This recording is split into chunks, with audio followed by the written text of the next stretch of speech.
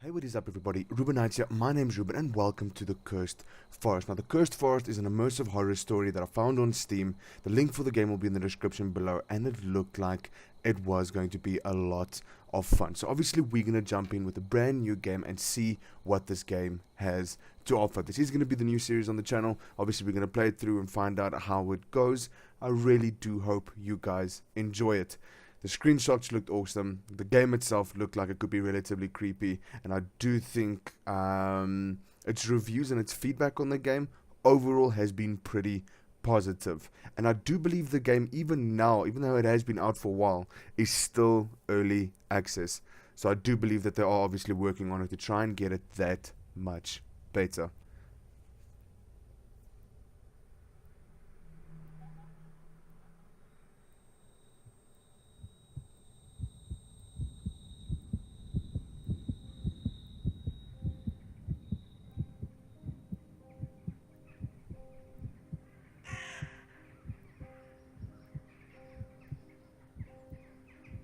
Okay, so I'm some person just waking up lying on the floor.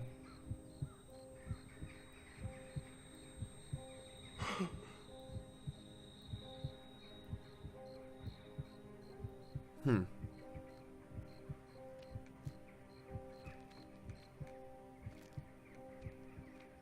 Ooh, that's disorientating. The head bop is real. The head bop is real. But it's gorgeous. Oh my gosh. I mean, look at that. The game is stunning, and that cannot be denied. Cozy little fireplace. Hell, this is the kind of place I'd maybe spend an evening. Damn, okay.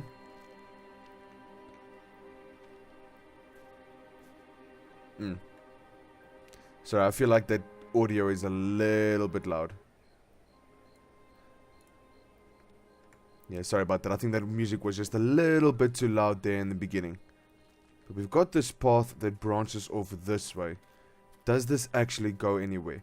I don't know what the basis of the story is. I don't know what the main storyline itself is, or what it is about, and what it is going to be referring to. I know that it's a horror game. I know that it's a beautiful game from obviously what we're seeing now and the screenshots that I saw. And apparently there are quite a few jump scares that will really get to you. But apart from that, I'm going into this game blind. And that's the way I want to do all the games that I review. I want to go in, I want to experience it for myself for the first time, so that we can say that we're experiencing it together.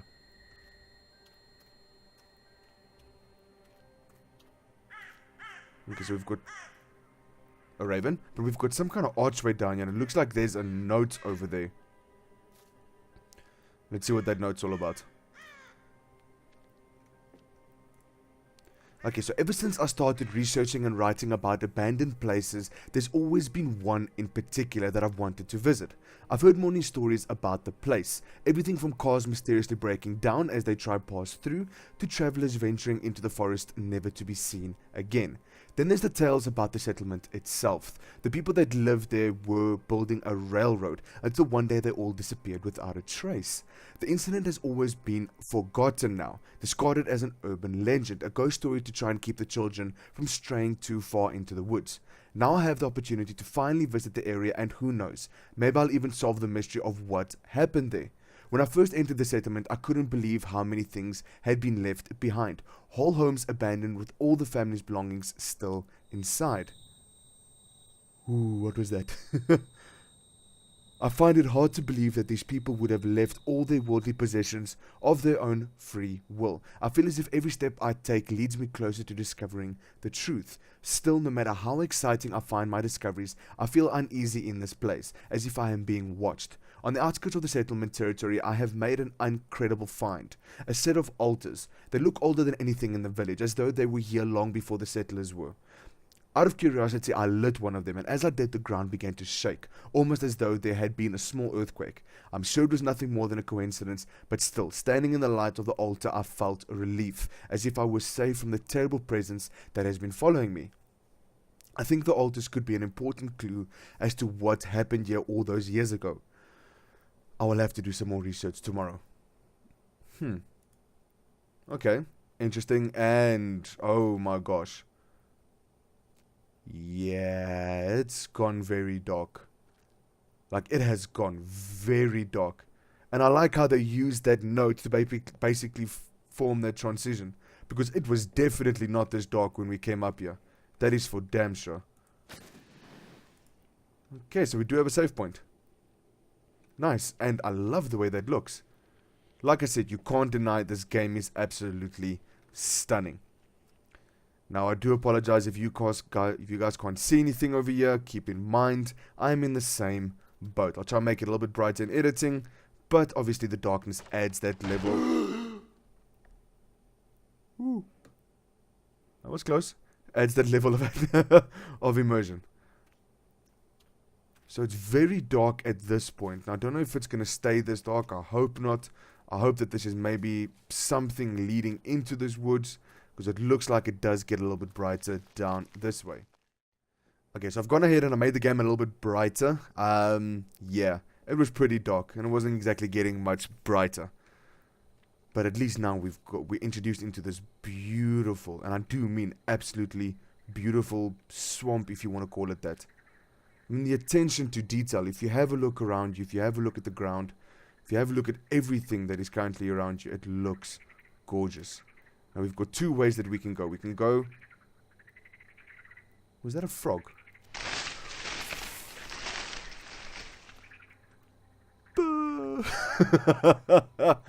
Oh, I'm so busy focusing on the frog, I forgot that we're actually playing a horror game. Fuck. Okay, that was absolutely terrifying, but looks like the path goes down this way.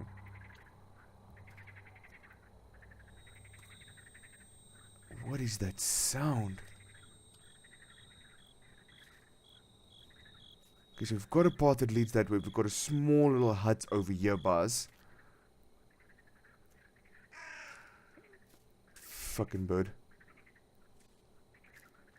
So I don't actually think we've got access to a map or anything like that. Before I go into this house over here, I just want to have a look at this fireplace over here, see if there's anything that I can maybe make use of. Like, I'm sorry, I can't get over how absolutely gorgeous this game looks. I think that's maybe just wrapping around from where we came. And then there's another path that leads off down that way, and there's a scarecrow over there. Fuck, I hope that's a scarecrow. Okay, so let's speed it up a little bit. Let's have a look over here. We've got this house over here. And I actually... Oh. I got a carrot. And an inventory. And bugs. Okay, so in my inventory, I've got 1 out of the 20 markers, I'm guessing. All that you can find in the cursed forest. So there are 20 things to find.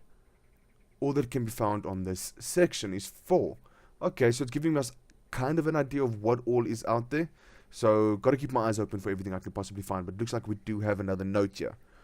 So there was a strange atmosphere in the settlement today. The people seemed more subdued and silent than usual. Although it could have been a projection of my own foreboding, Sarah's predicament plays on my mind. So much that out of the corner of my eye I could swear I saw her sitting in my room. But when I looked, of course, she was not there. I wanted to approach her father about his attitude towards her. He is a harsh leader and no different in his parenting. While the villagers seem enraptured by his vision, I am less convinced and find it hard to trust his words as certainly as the others. Although the streets were quiet today, in the night they seemed to have come alive. When I left my house to inquire as to the commotion, the noise faded into nothingness, as though it had never existed in the first place. Tomorrow I will have to be braver and speak to Sarah's father, then perhaps the feelings of unease will leave me, and the inexplicable things that have been happening here will show themselves to be nothing more than a fracture of my own nervous mind. Okay. No idea what you are referring to. Okay, but it looks like that is it for me inside this cabin. And now I'm hearing kids laugh. This is going to end badly. Very, very badly for me, most probably. Okay, so we... What the... Ooh. Yeah, no. Let's not do that. I can't see what the fuck's over there because it's pitch black. But like a shovel or something falls over and then something. Okay, so let's have a look. We've got an axe over here. Can I take this? Please, can I take the axe? Beat whatever it is over the head. But let's make our way. I don't know if you guys noticed that, but right behind that rock, something moved. It's not my mind playing tricks on me. I am 100% certain something moved behind this rock. Ooh, that's terrifying. Okay, so it was a scarecrow. Don't you move. Okay, so we'll go down this way first. I don't know how big this map is. I don't know how much is going to be out here for us to explore. But obviously I am interested to see where this is going. But I love these. Okay, I wasn't imagining shit. You guys saw that. You guys definitely saw that. So there is something out here with me. So I do need to keep an eye on where I'm going. But I do see a little bit of blue coming out of this forest over here. I don't know if that's another altar. It looks like it. Yes, it is. Okay, so let's save here quickly. Okay, so we've got that altar saved. And now let's go around this way. I still can't get over how absolutely stunning this game is. I mean, the rock face around us, the sound from the wildlife, the insects. I mean, all of these little fireflies floating around everywhere. I mean, it is just absolutely gorgeous. But before we go there, because that looks like death, let's read this note. My father never liked my frequent trips into the forest. As a deterrent, he used to tell me tales of feral wolves that roamed through the trees, hunting in packs, ripping apart any animal or human they encountered. To this day, I believe that the wolves were nothing more than stories told by an overbearing parent because I never saw, heard, or sensed their presence. I think that's because the forest has always been a beautiful and peaceful place to me, exactly the way I imagined it from my books, not the dangerous place I was told existed beyond the tree line. Every step I take deeper into the forest highlights its beauty. The sweet-smelling flowers, the harmony of singing birds, the squirrels that jump skittishly from one tree to another, and even the insects that find their haven amongst the varied plants. One particularly sunny day, I was walking in the forest when I heard a noise from the bushes. It was not rustling of wind on leaves, but of something lurking in the undergrowth. My mind, though normally calm amongst the trees, immediately jumped to the thoughts of wolves waiting to pounce. I took a cautious step back, and as I thought I had suddenly seen its chance to escape, a rabbit jumped from the underbrush and bolted for its hole. The next day I returned with a carrot for the rabbit and placed it in front of its home. Within 30 minutes it reappeared, sniffing the food cautiously and allowing me to get a better look at it. The coat was a shining, silvery grey, and around its right eye was a perfectly circular patch of black fur. Within 2 weeks it was eating out of my hand. The rabbit's bravery was short-lived. Its comfort in the presence of humans made an easy target for the settlers' hunters. Sometimes I think animals deserve more sympathy than humans. I guess that's what the carrot's for. If you guys remember, in that hut or that house, I picked up a carrot. So I'm guessing I need to place this carrot over here to get this rabbit out. Now, I don't know if that's going to be bad for me or good for me. There goes the carrot.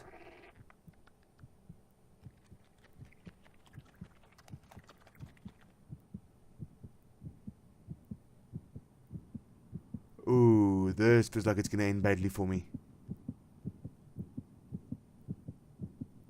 Am I supposed to follow you?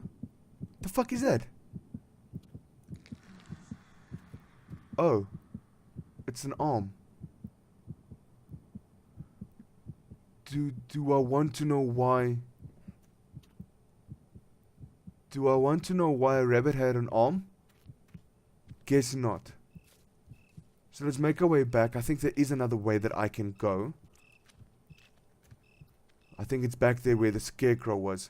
Now, obviously, I'm keeping my eyes open on the hills around me and not so much just focusing on the path ahead. Oh. Okay, I have officially got goosebumps running down the entire length of my back. That fucking Scarecrow is gone.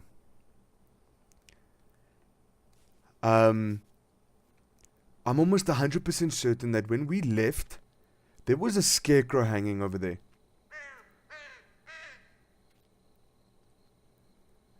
Oh, fuck. I have got chills down my spine. But before we make our way anywhere else, I want to go down this way.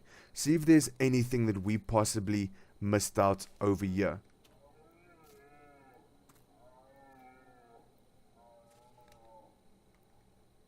I'm hearing something. It sounds like a moose. Or an elk. But it sounds like it's freaking dying. And obviously, once again, trying to keep an eye on my surroundings.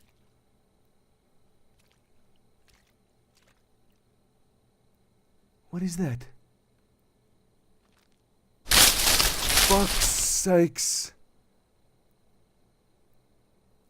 Damn it.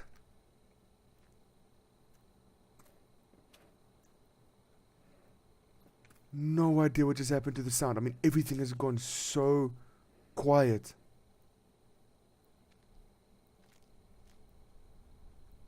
It was definitely an elk.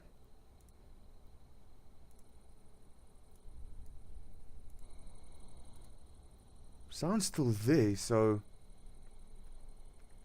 no idea what happened, but for some unknown reason, all of the sound just disappeared.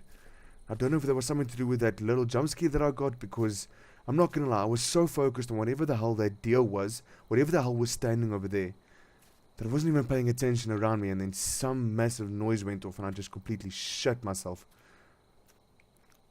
So it looks like, ooh, I see a fire up there. I do believe that is towards the elk, but you know, we're gonna go this way first, and see if there isn't anything that I missed over here. Looks like there's possibly a pathway up there. That's possibly something we can get to a bit later. We've got a fireplace over there and a note over here. Jan told me that there is a cave hidden in the forest where many years ago thieves from the city hid precious contraband.